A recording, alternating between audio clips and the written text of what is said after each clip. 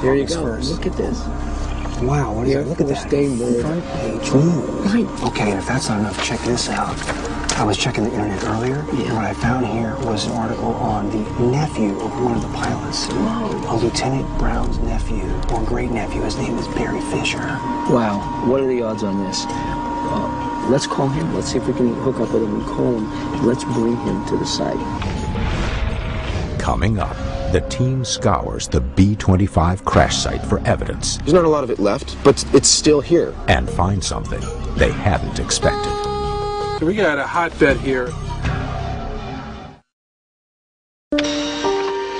On August 1st, 1947, after a reported UFO event, 2 military intelligence officers board an Air Force B-25 bomber to bring mysterious pieces of metallic debris, supposedly jettisoned by a UFO, back to Hamilton Air Force Base for analysis.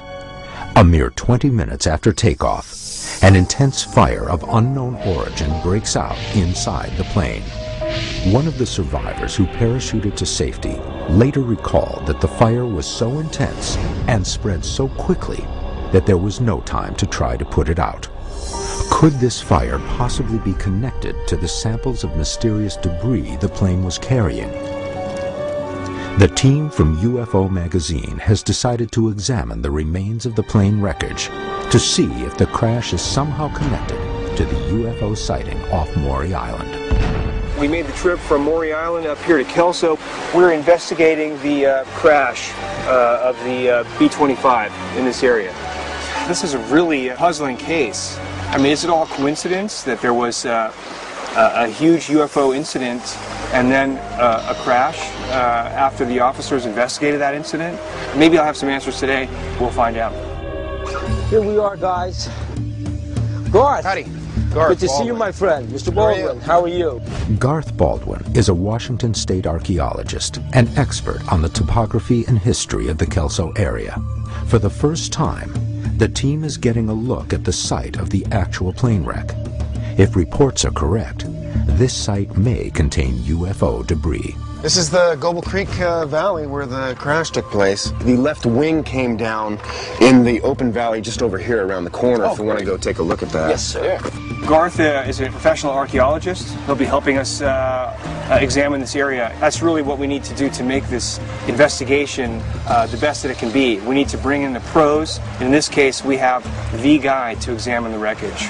This is where the left wing came off. It came off from the fire at the engine. So the plane lost its left wing, and then I would guess the wing dropped off, and the weight of the other engine as well as its trajectory dropped it this way, and it slingshotted or boomeranged right into the, and it is right around the corner. The crash site is right around that corner there in those trees. At approximately 2:20 a.m., the plane came in from the northeast and crashed along Goble Creek. The debris field could radiate as far as 1,000 feet from the center point. This B-25 was carrying some kind of mystery slag from Maury Island. That's the connection here. If there was nothing going on in Maury Island, if there was no slag, if there was no incident, why would these officers be wasting their time carrying slag on their B-25? In the weeks after the crash, over 300 volunteers removed much of the debris as part of a military operation.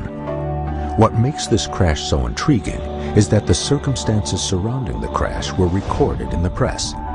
According to the Kelsonian Tribune, quote, "The close guard which Army officers established around the crash scene and their refusal to permit any pictures to be taken of the wreckage added to the belief that the plane was carrying secret cargo."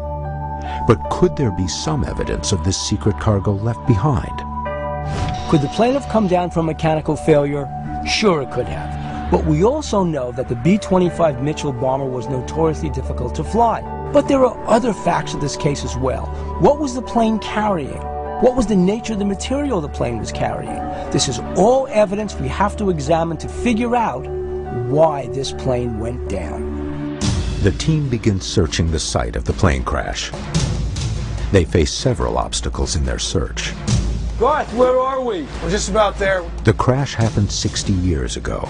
And in the little cut ravine beyond is where the crash impact area was. And the crash site is in the middle of the Washington wilderness, where the vegetation grows very thick and very quickly.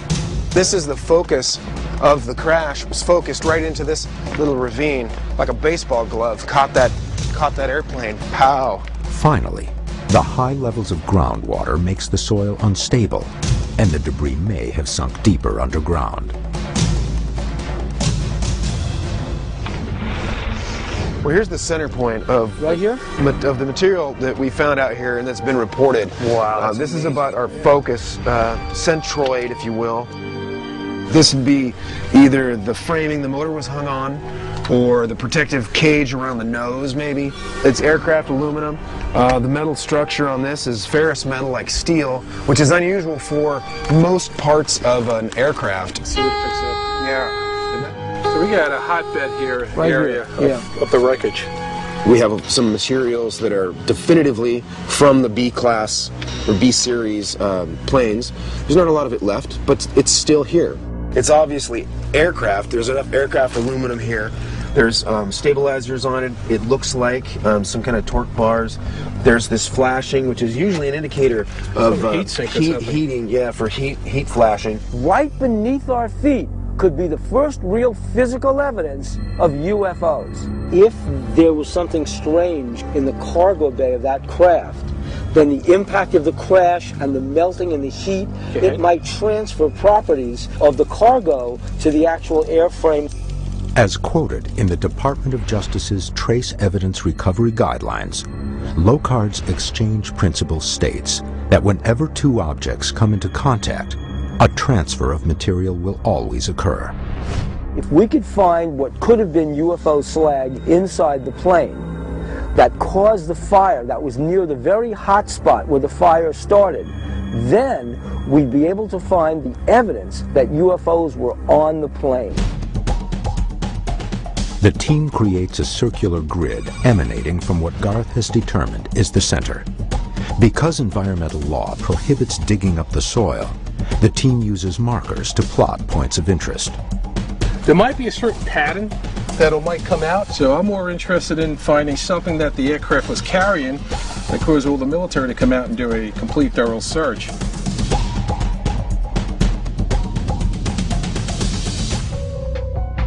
Hey guys, check this out. I got some rubber here.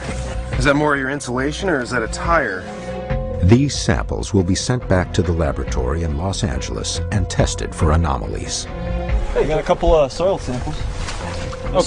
This one's at the base of the crash. Super. This one is from the bank. Okay, great. From the engine, 2 meters from the engine.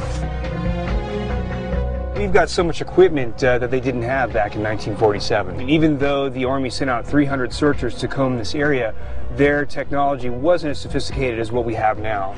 We've got much more sensitive metal detectors, and we're bringing in ground-penetrating radar to actually see what's going on beneath the earth. Plus, we've got Garth, who's devised the master plan for this search. The ground-penetrating radar system has an operating depth of approximately 25 feet. The system sends and receives signals to create a 3D underground image of the crash site. Rob Shaw, a specialist from Georadar Imaging, operates the ground-penetrating radar system. This system will let the team see what lies under the forest floor. The team wonders, if the UFO debris was so hot, could it have burned its way deep into the earth?